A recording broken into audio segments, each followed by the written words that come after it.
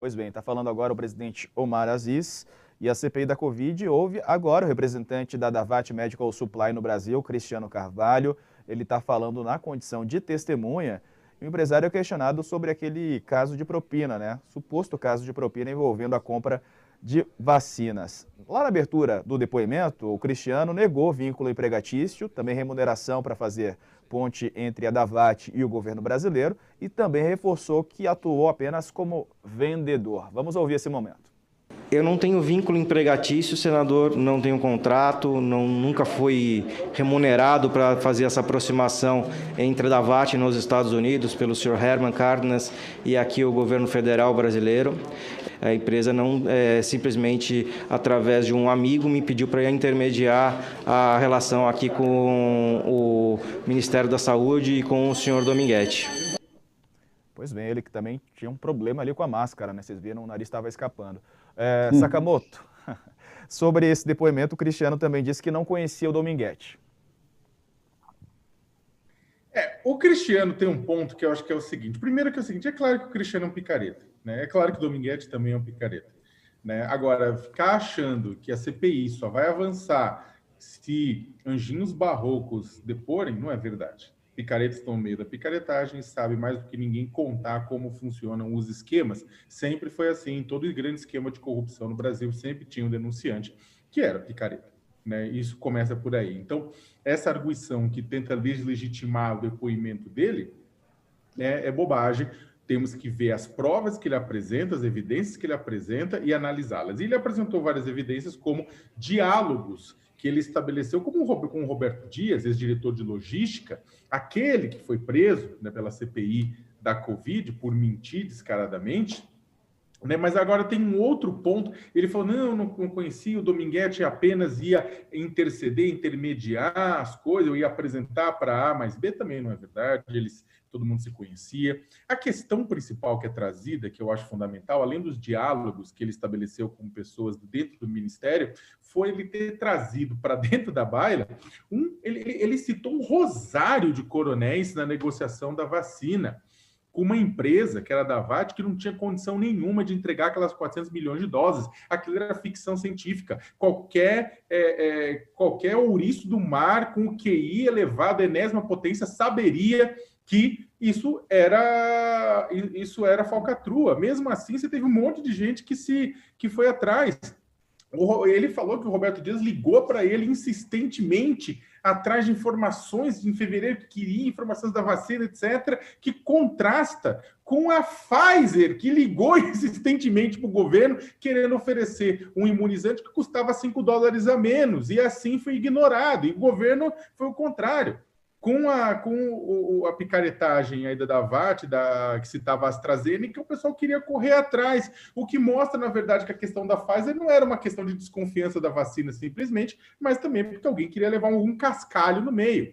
Agora, eu vou ficar esperando uma nota do ministro da Defesa, Braga Neto, e dos comandantes das Forças Armadas repudiando a corrupção, repudiando o quê? Repudiando esses indícios de envolvimento dos coronéis nesse esquema de corrupção, porque na nota anterior eles ficaram caladinhos sobre corrupção. Eles ficaram indignados com a citação do senador Omar Aziz com relação à existência de maçãs podres naquele pomar das Forças Armadas, né? Mas eles ficaram bravos com a CPI apontando, indicando essas maçãs podres, e não para as maçãs podres em si.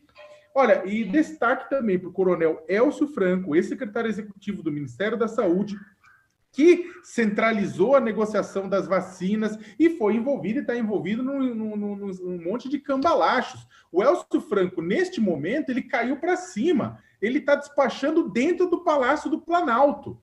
Então é o seguinte, eu espero que o governo se manifeste sobre isso, que as Forças Armadas se manifestem sobre isso, porque é indício demais de envolvimento desse pessoal todo nesses escândalos, e que acho que as Forças Armadas está na hora de começar a depurar suas próprias fileiras, ao invés de passar pano. Perfeito. Joel, tua avaliação, a gente está vendo ali que o depoimento segue acontecendo. O que você já viu até agora? A importância desse depoimento do Cristiano Carvalho também. Olha, uma coisa já está clara e ninguém tem como negar isso, seja detratores, seja apoiadores do governo. o nosso governo, o governo brasileiro, sentou-se para comprar vacina com notórios, com óbvios golpistas e estelionatários de quinta categoria. Isso em si mesmo já é sério. Segundo ponto, muito possivelmente, provavelmente, o governo não só se sentou com golpistas, como o governo pediu propina a golpistas que tentavam empurrar-lhe ali uma venda impossível de vacinas que eles jamais teriam acesso. Esse é o nível que a gente está tratando aqui. E esse é o nível da gestão pública e da defesa de quem até agora defende o governo de dizer não, mas a gente não sabia de nada, não, mas não está provado que teve propina. Sentar-se para negociar isso, vacinas, com golpistas, mostra que as pessoas que estão ali não têm a menor ideia do que estão fazendo. Que militares são esses que estavam na saúde? O que eles fazem? Eles não entendem nada. O Ministério da Saúde disse que não conseguia avaliar contrato do consórcio de vacinas porque estava em inglês. É a confissão da incompetência mais descarada que você pode imaginar e sem o menor pudor. São desqualificados para essa função e, além disso, desonestos. Além disso, desonestos. É o que a gente está vendo aí. Cristiano Carvalho representava, não sei em que termos também, a tal da Davat, mas a Davat também não tinha condições de vender o que se propunha a vender. Diz que as negociações saíram do controle, foram parar em vários âmbitos. O governo federal correu atrás dessas pessoas. Correu atrás. E nas negociações sérias, nem deu ouvidos. Mostra o nível, mostra a desordem, mostra a bagunça e mostra a corrupção entranhada a fundo no governo, infelizmente, envolvendo até militares do governo. Que ainda antes do governo Bolsonaro, militares gostavam de preservar essa aura, né, de pessoas extremamente competentes, pessoas éticas também. Infelizmente, os militares do Brasil são iguais, vejam só, são iguais ao resto da população brasileira. E tem muita corrupção e muita incompetência no meio deles também. Well, só para fazer um complemento ao que o Joel falou, né? Tipo, eu concordo com tudo, mas só para fazer essa aura que os militares tentavam vender antes, ela era simplesmente isso, era uma imagem, ou como diria agora os fiéis seguidores do presidente, que parece que descobriram uma palavra, né? Era uma narrativa. Porque, vamos ser bem sinceros, a corrupção corria solto de forma deslavada no período entre 1964 e 1985, quando os militares exerciam um poder ditatorial sobre o Brasil. Essa coisa que a gente sempre fala, não, porque antigamente os militares não faziam, imagina, né? Grandes obras de engenharia, grandes estradas, grandes hidrelétricas, sempre teve um picholeque, um cascalho envolvido com os militares, né? Essa ideia de falar que não era.